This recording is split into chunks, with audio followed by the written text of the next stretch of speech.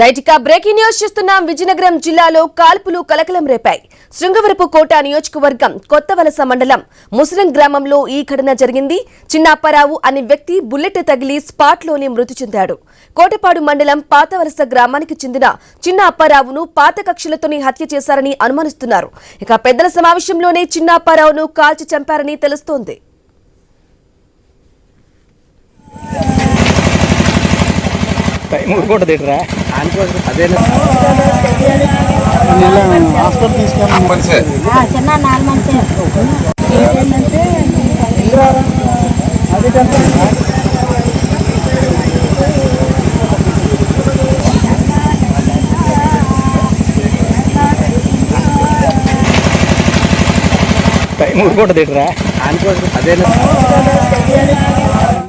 రైట్గా breaking news చూస్తున్నాం. విజయనగరం జిల్లాలో కాల్పులు కలకలం రేపాయి. ఇక చిన్న అప్పారావు అనే వ్యక్తి బుల్లెట్ తగిలి స్పాట్లోనే మృతి చెందాడు. ఇదే విషయానికి సంబంధించి పూర్తి సమాచారం మా ప్రతినిధి రమేష్ అందిస్తారు.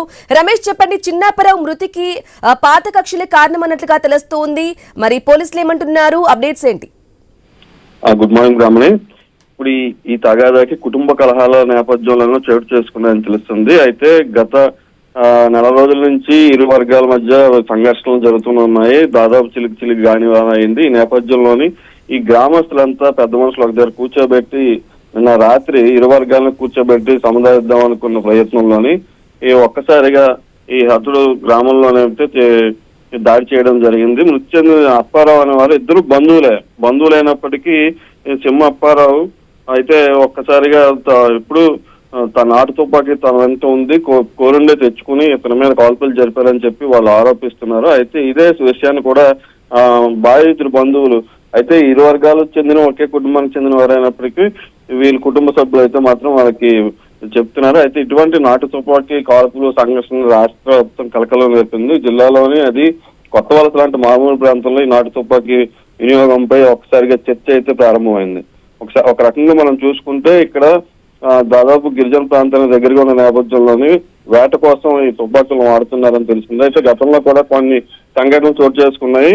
ఈ నాటు తుపాకులు కూడా స్వాధీనం చేసుకున్న సంఘటనలు కూడా మనం చూసుకున్నాం. అయితే దీని మీద ఇప్పుడైతే పోలీసులు విచారణ చేపడుతున్నారు. అసలు ఏ విధంగా ఈ సంఘర్షణ కారణం ఏంటి అని చెప్పేసి వివాదాలు జరుగుతుంది. మా ఇరు వర్గాలు ఏం జరుగుతుంది అసలు అని చెప్పి ఇరు వర్గాలను పిలిచి మాట్లాడే ప్రయత్నం అయితే పోలీసులు చేస్తున్నారు. అదేవిధంగా ఈ కుటుంబంలో కాకపోతే చుట్టుపక్కల గ్రామాల్లో కూడా ఇటువంటి నాటు తుపాకులు కానీ ఏమైనా ఉన్నాయా అని ఈ దిశగా కూడా పోలీసులు అయితే ప్రస్తుతానికి విచారణ చేయబడుతున్న అవకాశం ఉందని. Right Ramesh, thank you for the updates.